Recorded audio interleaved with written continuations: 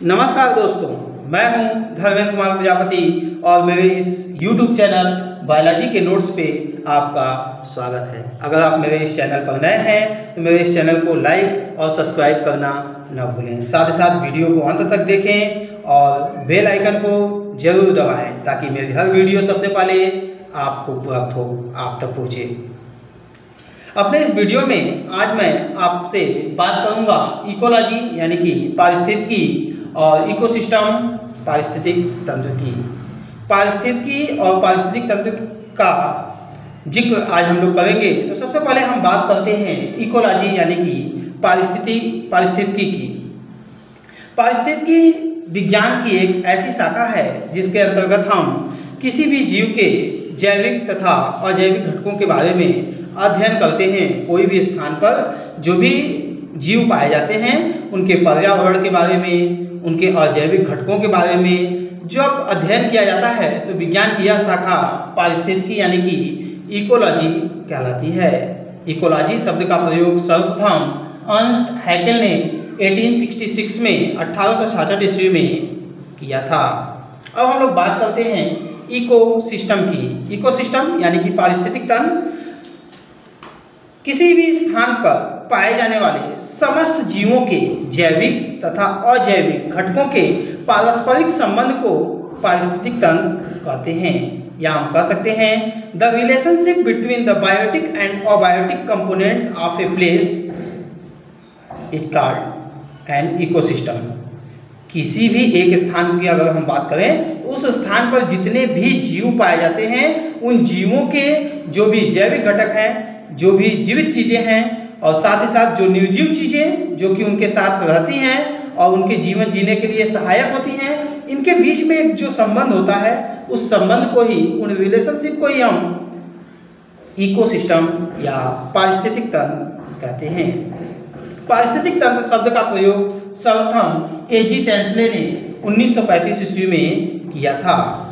The terms ecosystem was given by A G Tansley in 1935। अब हम बात करते हैं कंपोनेंट्स ऑफ इकोसिस्टम की, पारिस्थितिक तंत्र के घटक के बारे में कि पारिस्थितिक तंत्र में कौन कौन से घटक होते हैं और वो क्या होते हैं। तो सबसे पहले हम ये जानेंगे कि पारिस्थितिक तंत्र में दो घटक होते हैं। पारिस्थितिक तंत्र के दो घटक होते हैं, अबायोटिक कंपोनेंट्स यानी कि अजैविक घटक एंड बायोटिक कंपोनेंट्स यानी कि जैविक घटक। अजैविक घटक यानी जितने भी निर्जीव चीज़ें हैं जो किसी भी जीवन को जीने में सहायता करती हैं, किसी भी जीव के सर्वाइवल में मदद करती हैं, उन्हें हम अजैविक घटक के अंतर्गत रखते हैं। इसमें कई चीज़ें आती हैं जैसे कि एयर। आप लोग जानते हैं कि किसी भी जीव को जीने के लिए एयर की यानी वायु की आवश्यकता होती है। वायु की उपस्थिति में ही कोई भी जीव श्वसन की क्रिया करता है और साथ ही साथ यह पौधों के विकास में भी सहायता करता है। तो एनर्जी हमें एयर से ही प्राप्त होता है, इसलिए एयर जो है वह किसी भी जीवित जीवों के लिए एक घटक के रूप में प्राप्त होता है। नेक्स्ट इज वाटर, जल। जल जीवन जीने के लिए अति आवश्यक घटक है। ऐसा कहा गया है कि जल ही जीवन है। तो किसी भी जंतु या पौधे या किसी भी जीवित प्राणी के लिए जल अति आवश्यक है। अगला जो हमारा घटक है वह है तापमान। किसी भी जीव के जीवन को तापमान प्रभावित करता है। कुछ जीव अलग अलग तापमान पर अपना जीवन व्यतीत करते हैं। सॉइल, मृदा, जैसे अधिकांश पौधे हैं, पौधों को प्राप्त जल जो होता है वह सॉइल से ही प्राप्त होता है। मिनरल्स जो होते हैं सॉइल से ही प्राप्त होते हैं और उन्हीं पौधों के भरोसे तमाम प्रकार के जंतु जो होते हैं वह उन पर डिपेंड होते हैं। तो कहीं न कहीं जैविक घटकों से इस मृदा का भी संबंध होता है, इसलिए इसे हम अजैविक घटक के अंतर्गत रखते हैं। रेनफॉल, वर्षा जो भी होती है वह हमारे अजैविक घटक के अंतर्गत आता है। ह्यूमिडिटी यानी कि वातावरण में होने वाला नमी या पाए जाने वाली आर्द्रता एक जैविक घटक के साथ अजैविक घटक का संबंध स्थापित करता है।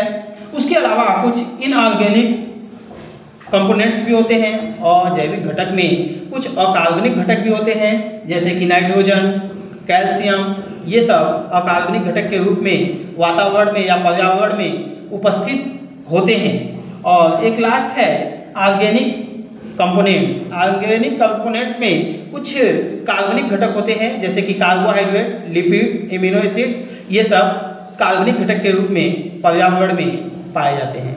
तो हम अभी तक बात किए कि किसी भी स्थान पर जो भी अजैविक घटक यानी कि अबायोटिक कंपोनेंट्स होते हैं उनकी। अब हम लोग आते हैं बायोटिक कंपोनेंट्स पर। बायोटिक कंपोनेंट्स यानी कि जैविक घटक। हमारे पर्यावरण में, हमारे वातावरण में जितने भी जीवित जीव होते हैं उन्हें हम जैविक घटक के अंतर्गत रखते हैं, यानी जिनमें जीवन होता है वह जैविक घटक होते हैं। इन्हें तीन कैटेगरी में, तीन भागों में डिवाइड किया गया है। फर्स्ट इज द प्रोड्यूसर्स यानी कि उत्पादक, सेकेंड इज कंज्यूमर्स यानी कि उपभोक्ता, and third is the decomposers यानी अपघटनकर्ता। आइए हम बात करते हैं प्रोड्यूसर्स की। प्रोड्यूसर्स यानी उत्पादक। उत्पादक क्या होते हैं? ऐसे जीव जो उत्पादन करते हैं, जो कोई भी प्रोडक्ट का सिंथेसिस करते हैं, उन्हें हम प्रोड्यूसर्स कहते हैं। सभी हरे पौधे प्रोड्यूसर्स यानी कि उत्पादक कहलाते हैं, क्योंकि सभी हरे पौधे, जिनमें कि हरे पौधे क्लोरोफिल उपस्थित होता है और क्लोरोफिल की उपस्थिति के कारण ये प्रकाश संश्लेषण की क्रिया करते हैं और अपना उत्पादन स्वयं करते हैं, इसलिए इन्हें हम उत्पादक कहते हैं। तो जितने भी हरे पौधे हैं वह उत्पादक कहलाते हैं। अब हम बात करते हैं कंज्यूमर्स की, उपभोक्ता की।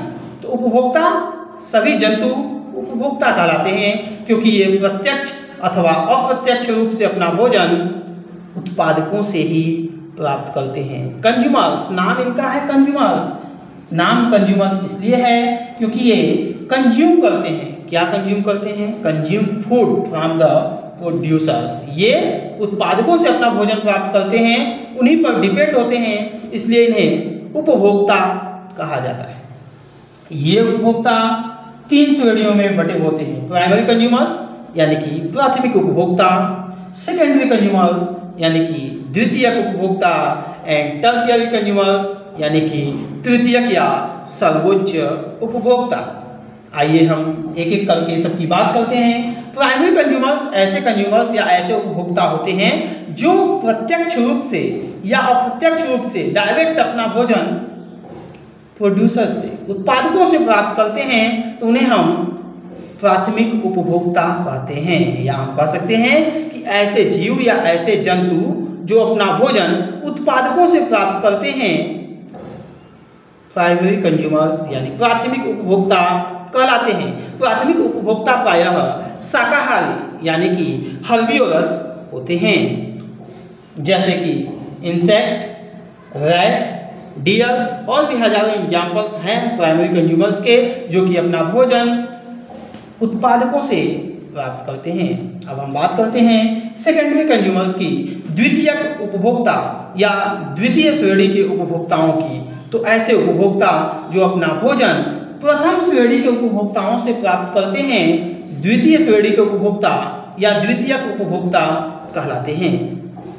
यानी those consumers which obtain their food by primary consumers, जो प्राइमरी कंज्यूमर्स यानी प्राथमिक उपभोक्ता से अपना भोजन प्राप्त करते हैं, वे द्वितीयक उपभोक्ता या द्वितीय श्रेणी के उपभोक्ता कहलाते हैं। ये प्रायः मांसाहारी यानी कि कार्निवोरस होते हैं।